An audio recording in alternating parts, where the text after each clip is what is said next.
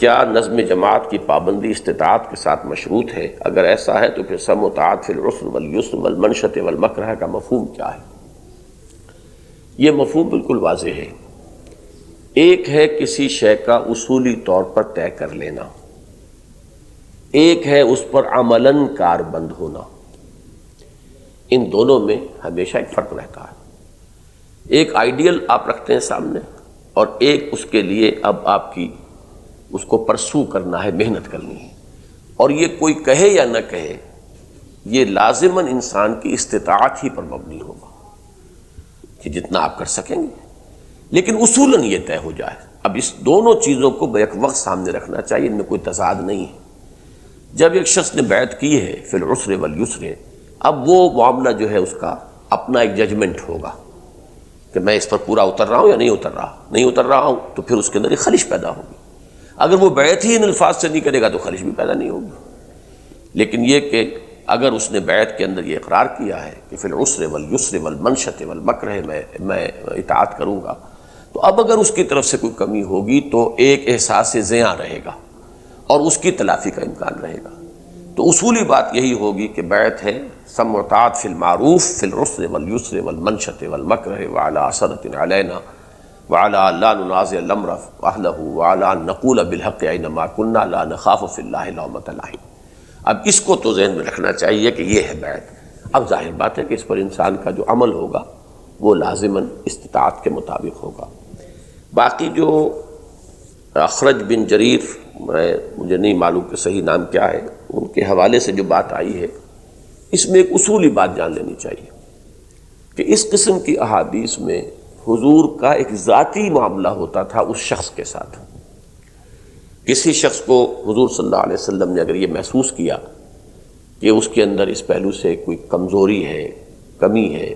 تو ساتھ اس کے اندر یہ بھی کہہ دیا کہ حد استطاعت تک۔ لیکن بیعت جو اب عقبہ ثانیہ ہے اس میں ہرگز کوئی استطاعت کا لفظ نہیں ہے، اس میں صاف ہے بایعنا رسول اللہ صلی اللہ علیہ وسلم علی السمع والطاعت فی العسر والیسر والمنشط والمکرہ وعلی اثرۃ علینا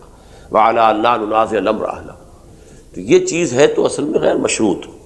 لیکن یہ کہ کہیں کہیں حضور صلی اللہ علیہ وسلم کسی شخص کے ساتھ اس کی انفرادی حیثیت کی وجہ سے کوئی خاص معاملہ فرما لیتے تھے، اس کو عام نہیں کیا جائے گا، بلکہ یہ کہ وہ ایک شخص کے ساتھ ذاتی جو ہے کوئی آپ صلی اللہ علیہ وسلم۔ اب اسی پر میں نے کئی مرتبہ جو میرے ذکر سے متعلق میری تقاریر ہیں اس میں آپ نے سنا ہوگا کہ یہ بہت سے اذکار جو حضور سے منقول ہیں ان کی بھی بنیاد یہی معلوم ہوتی ہے، ورنہ ایک شخص اگر ان سب کا اہتمام کرے تو بہت زیادہ وقت لگے گا اس میں۔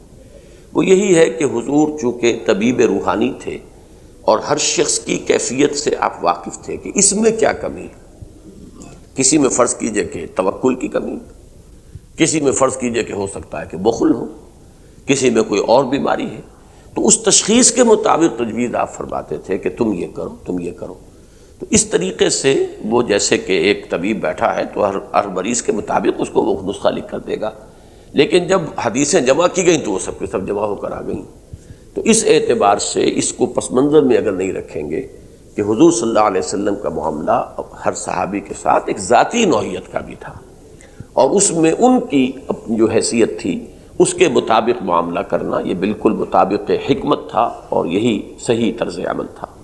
اس کو پس منظر میں رکھنا چاہیے اس قسم کی احادیث کے۔ باقی جیسا کہ میں نے عرض کیا، انڈرسٹوڈ تو ہے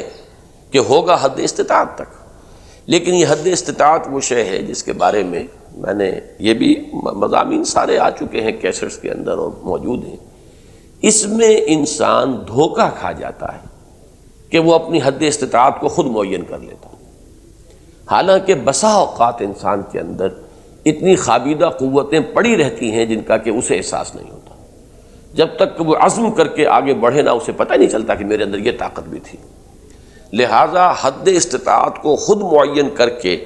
اور پھر اس کے اندر رہنا یہ غلط ہے۔ اپنی امکانی حد تک تو کوشش کرنی ہے پوری، اب کہاں تک جا پائے گا ظاہر بات ہے حد استطاعت تک جا پائے گا، اس سے آگے تو نہیں جا سکے گا۔ جیسے آپ انگریزی میں کہتے ہیں one can not out grow his skin, آپ کتنے موٹے ہو جائیں، لہیم شہیم ہو جائے، کھال جو ہے کھال سے باہر تو نہیں نکلیں گے، رہیں گے تو چمڑی کے اندر۔ لہٰذا کتنی بھی آپ محنت کر لیں، کتنی بھی کوشش کر لیں، بہرحال حد استطاعت سے آپ تجاوز نہیں کریں گے۔ اب رہ گیا یہ معاملہ کہ آپ نے امکانی حد تک کوشش کر لی کہ نہیں کر لی، اب اس کا علم اللہ کو ہے، اس لیے کہ اس نے آپ میں کتنی طاقت رکھی ہے وہ جانتا ہے۔ اسی لیے جو قرآن مجید میں کئی مقامات پر آیا ہے کہ لا یکلف اللہ نفسا الا وسعها، اللہ تعالیٰ مکلف نہیں ٹھہراتا کسی بھی نفس کو مگر اس کی وسعت کے مطابق۔ تو اب یہ وسعت کتنی ہے یہ ظاہر بات ہے کہ اللہ کو معلوم ہے، اللہ اس کے حساب سے حساب لے گا آپ سے۔ آپ نے اگر اپنی وسعت جو ہے اس کو مقرر کر لیا کم پر، تو پھر آپ اللہ تعالیٰ کے ہیں جواب دہ ہو جائیں گے۔ تو مطلب یہ ہے کہ امکانی جتنی بھی کوشش ہے بھرپور کیے چلے جانا ہے، پھر جہاں کمی رہ گئی اللہ سے عفو و درگزر کا جو ہے درخواست کرنی ہے، اور نظم جماعت کو بھی اسی اصول پر لے کے چلنا ہے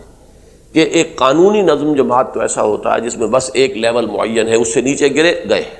اب آپ کو جماعت سے نکال دیا جائے گا، you have to confirm to this level. لیکن اس بیعت کے نظام میں یہ ہے کہ اس نے یہ بات مان لی ہمارا وہ ساتھی ہے، کمی کر رہا ہے فمن نکث فانما ينکث علی نفسہ، اگر وہ کوئی کوتاہی کر رہا ہے، عہد کی خلاف ورزی کر رہا ہے تو وہ اپنے اوپر وبال لے رہا ہے، اس لیے ہم اس کو نکالیں گے نہیں۔ اب اس کی حد استطاعت کیا تھی، اس کی واقعی مجبوری تھی کہ نہیں تھی، حقیقتاً اس کا عذر صحیح تھا یا نہیں تھا، یہ اللہ جانتا ہے، اور یا پھر انسان خود اگر دیانتداری کے ساتھ اپنے گریبان میں جھانکتا ہے تو اسے معلوم ہو جاتا ہے بل الانسان علی نفسہ بصیرہ۔ تو we leave it to the person, وہ اور اس کا رب، اصل میں تو کام رب کے لیے کرنا ہے، ہمارے لیے تو نہیں کرنا۔